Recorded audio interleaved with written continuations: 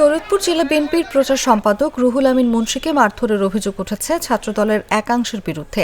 আহত অবস্থায় তাকে প্রথমে সদর হাসপাতাল ও পরে উন্নত চিকিৎসার জন্য ঢাকায় পাঠানো হয়।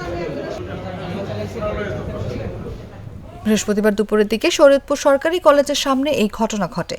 ছাত্রদলের কমিটি বাতিলের দাবিতে বিক্ষোভ করা নেতাকর্মীরা তাকে মারধর করেছে বলে অভিযোগ উঠেছে।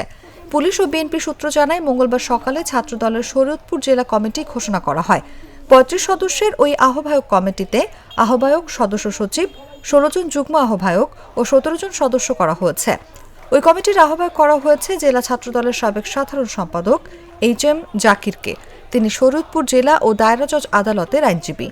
সদস্য সচিব করা হয়েছে শরীয়তপুর সরকারি কলেজ শাখা ছাত্রদলের সাবেক সাধারণ সম্পাদক সোহেল তালুকদারকে। এদিকে কমিটি ঘোষণাকে কেন্দ্র করে জেলা ছাত্রদল দুটি ভাগে বিভক্ত হয়ে পড়েছে। মঙ্গলবার বিকেলে সদ্য ঘোষিত কমিটির একটি পক্ষ কমিটির ঘোষণাকে সাধুবাদ জানিয়ে বিজয় মিছিল বের করে। অপরদিকে আরেকটি পক্ষ কমিটি বাতিলের দাবিতে বিক্ষোভ মিছিল বের করে।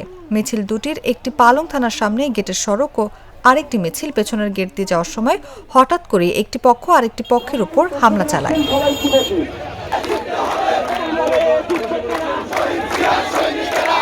বুধবার থেকে কমিটি বাতিলের দাবিতে ফের মাঠে নামে পান্থ তালুকদার, বাবু মাতবর, আফজাল খান, ইসাক সর্দারের সমর্থকরা।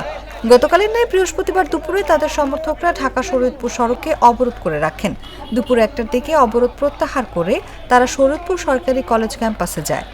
এ সময় কলেজের সামনে সড়ক দিয়ে বাড়ি ফিরছিলেন জেলা বিএনপির প্রচার সম্পাদক রুহুল আমিন মুন্সি ও তার স্ত্রী শরীয়তপুর জজ কোর্টের আইনজীবী মনিরা আক্তার। এ সময় বিক্ষোভকারীরা রুহুল আমিন মুন্সিকে মোটরসাইকেল থেকে নামিয়ে মারধর করে বলে অভিযোগ ওঠে। এছাড়াও তার মোটরসাইকেলটি অগ্নিসংযোগ করা হয়। পরে স্থানীয়রা রুহুল আমিনকে উদ্ধার করে শরীয়তপুর সদর হাসপাতালে নিয়ে যান।